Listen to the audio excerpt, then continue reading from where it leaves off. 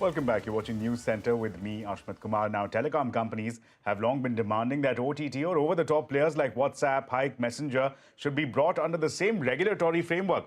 Telcos have long argued that these OTT players get a free ride on telecom networks without any regulatory or compliance burden. Government has responded to this demand. The Draft Telecom Bill now recognizes internet-based communication services like messaging, emails, video calling as telecom services. So even these OTT players will now have to apply before the DOT for a license. Now, OTT industry has cautioned, has expressed concern that this could hurt innovation and competition. But the bill is still in the draft stage and is still open to public comments. To get the two competing perspectives, we have with us Lieutenant General Dr. S.P. Kochhar from the COAI. He will be giving us the views of the telecom players. Also joining us is Mr. TV Ramachandran of Broadband India Forum, or BIF. He will be joining us to highlight the concerns expressed by the OTT players. Lieutenant General Kochhar, let me come to you. This has been a long-standing demand. We finally see it reflected as a part of the draft bill. But the feedback that the government has been getting is that this will hurt innovation, this will hurt competition. Your first thoughts? Ashwin, good afternoon. Firstly, it's very nice to be here on this show.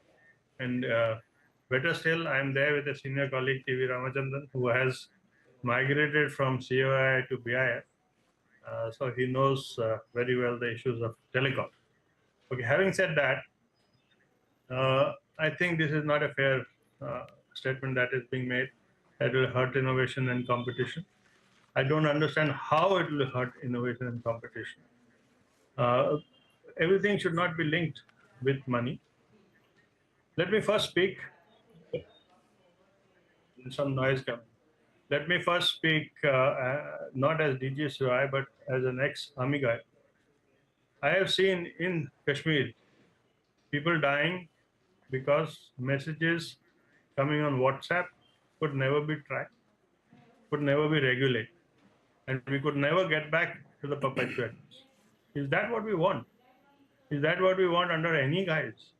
I'm sure that it hurts me to see Indians dying, and we are here talking about bypassing security, if we may say so. It does not hurt innovation and competition.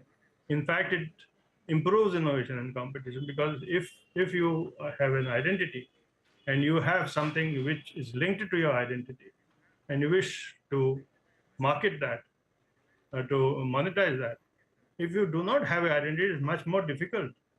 And people who are going into the market, he's talking about innovators, entrepreneurs, they require VC funding. So if they do not have a face, they do not have a verified identity, who's going to fund them? So in fact, if there is no licensing and if there is no verification, then actually the competition and innovation, those are first thoughts. Sure. Mr. Ramachandran, let me get your perspective in on this. As Lieutenant General Kochhar was pointing out, you've been on both sides. You've been with the COAI, now with the BIF. The first question to you is, the argument being put across is, same service, same rules. On the face of it, prima facie, it seems like a reasonable proposition. What are your quick thoughts on that? Thank you, Smith. It's been very nice to be here, and I echo General Kochhar's comment. Very good to be with friends with him on this panel. But I've got some, respectfully, I've got some very different views. And yes, unlike him, I've seen both sides, so I can talk with confidence on that. First of all, I would like to clarify that what you said about free riding on the system, that's an absolute no to that. This is riding on the application layer. It's an internet app. And that has been eminently stated again and again by DOT as well as TRA since 2015. I don't want to take up time by quoting from those, but again and again they have said they are delivered from different layers. One is from app layer, one is from license layer. And this precludes the possibility of regulatory arbitrage arising from competition between the licensed service providers and OTT app providers. And that's a quote which I'm giving from OTT Committee on Net Neutrality 2015. So that's an absolute no. And if you go further, the latest BEREC ruling, the Bureau of European Regulators, and you would admit that they know more about this, having been longer in this game before us, they have found, they have stuck together, all the European regulators, and they flatly rejected this idea of pre-riding. They said, no, it's the latest one, which is on record. And they have said that they are actually providing revenue to because of them, their app is there, they are creating the pull for broadband. So that app is driving the business of the OTTs, I mean, of the telcos. The telcos are the pipe. The pipe is useless if there is no content in it, if the relevant content is not in that. And OTTs provide the content. Both have their own roles. They have to play complementarily, not either this or that or trying to regulate. And about the regulation, I've got this, there's a very misleading thing going on from the telcos. These OTTs are already regulated by MeitY under the IT Act, and they also come under the CCI. So there's no question. Whatever you want to do, consider under that. We are not saying anything to any forward discussions on what needs to be done. If there are any concerns at all, definitely we'll be the first to say that. But absolutely, we're already under one regulation, under one ministry, under one department. So we said, do whatever you want under that. Don't bring in extra. Then that becomes a huge nightmare of regulations to adhere to. And that hurts in a... Let me take that up with with Lieutenant General Kochhar as well. Lieutenant General Kochhar, strong arguments being made there that look, there is already regulation under the IT Act. There is, in fact, the growth of these OTT players only benefits the telecom industry because there's greater consumption of data. How would you respond to that? That the growth of the industry is directly linked. That these two players can grow together. It needn't be competing with each other in terms of the regulatory and compliance burden. Okay. Now we are talking about OTT services which are akin to telecom services. The regulation which has been placed on telecom services has matured over 25 years. And 25 years, Mr. Ramachandran was part of the regulation and the policies which dictated telecom.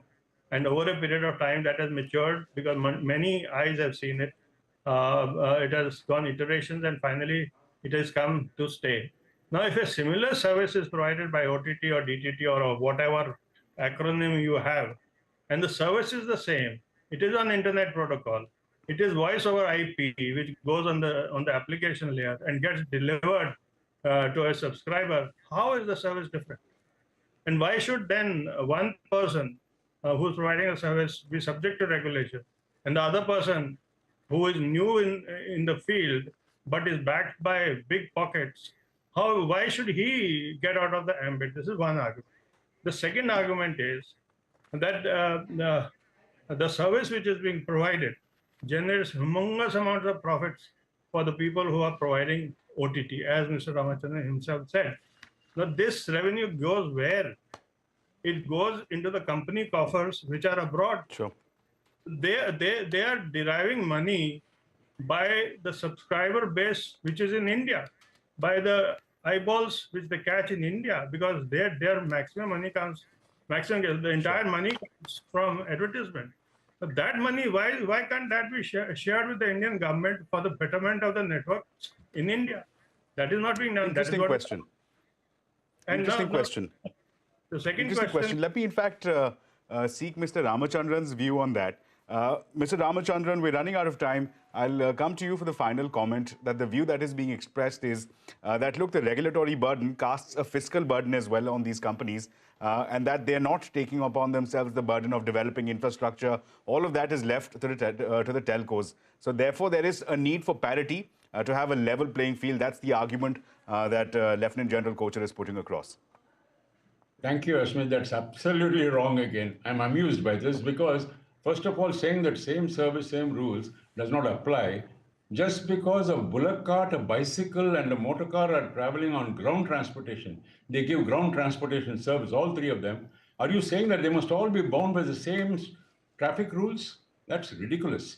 Number two, to say that this is generating huge profits for this company, that is a very irrelevant statement.